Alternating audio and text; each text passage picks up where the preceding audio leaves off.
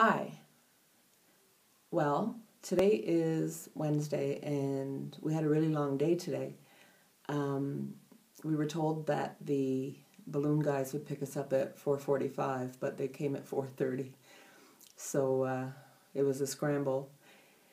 And we went out to the balloon site, which was in the Rose Valley where we hiked yesterday, and got in our balloon. There must have been, I don't know, 75 balloons. Hard to say, but it was really something. It was a nice thing to do, once in a lifetime thing based on the cost. So I think we got back to the hotel about 8:30. I'm not sure. And after that, we went on the green tour. Now, this is a tour. They have several tours here, and the green tour takes you to places that aren't really accessible unless you rent a car. So there was probably about 16 people in our group. We had a minibus, and our tour guide's name was Fatima. She was a Turkish woman, and she was dressed in the traditional Turkish garb. She's 26 years old and pregnant. And it was very hard to understand her. She was okay when she's talking about, normal things, but when she was describing the history and the culture, etc., I found it difficult to understand her accent. But anyway, she was a nice girl. We first went to the Salime Monastery, which was a great big rock with caves, etc. in it, similar to what we saw at the Zelve Open Air Museum the other day. But it was nice. It was very high. You could go up to the third story, through the caves. And then we went to... Where did we go next, Roger? Roger's half asleep. I think the stop after that was the Hilera Canyon. So that involved walking down 450 steps. And then I think it was a 3.8 kilometer walk. Was that right, Roger? 3.8? Yeah. 3.8 kilometer walk through the canyon. And what made this different from the other canyons was it wasn't rock. It was a little bit lush. There was a walking path which was pretty flat, up and down a couple times. There was a running river through it and trees. And there's something like 500 churches in it.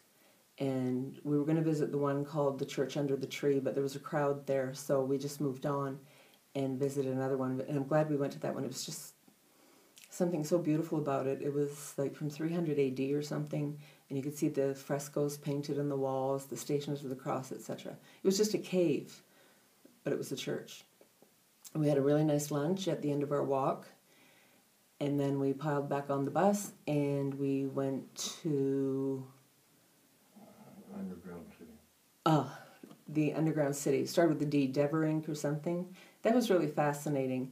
This was an entire city built underground, 16 stories.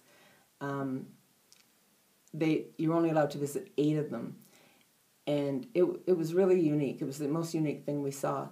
We, you go through caves and tunnels, and when we were coming out, it was uphill, of course. There were stairs, but the tunnel was so short, we were bent right over the waist, and trying to climb the stairs like that, it was kind of difficult, but we made it. And after that, we were supposed to go to an onyx factory, but I think Roger, jeez. So I think Fatima was hungry with her pregnancy, so we went to a Turkish Delight factory instead. We didn't buy anything. So we got back to the hotel, and Roger and I just walked down to, I think it was called Nazar Borek restaurant. Just one of those little outdoor places, and it was recommended on the internet, I think on TripAdvisor, and the guy, I think his name is Reftik, he was amazing. Like, he's a funny guy, but he spoke whatever language any of his customers spoke. I was shocked when he asked this young couple where they were from, and they said Japan, and he had a whole conversation with them in Japanese. The only thing I'll say about Cappadocia, it's really a unique place. It's really beautiful. it's very dusty. Our clothes, whatever clothes we wore, we could only wear them once. We always came back and had to take a shower. I bought brand new black running shoes, and today through my running shoes, through my socks, my feet were filthy. And that goes too for down at the Mediterranean. It was so hot. So we tried to pack light, and it turns out we had to wash. I washed a few things in the sink as we went along, and today we had the hotel do a whole wash for us. So I think that's all. Heather, I was going to tell you something else. I can't remember. If I remember it, I'll tell you in the next video. So it's only 20 after 10, but we're going to bed now because we've been up since, before about 4:20. And we have here all day tomorrow. We're going to take it easy, maybe visit the town of Babanos, and we have a flight to Istanbul at 7:30 tomorrow night. So we're looking forward to that. See you later.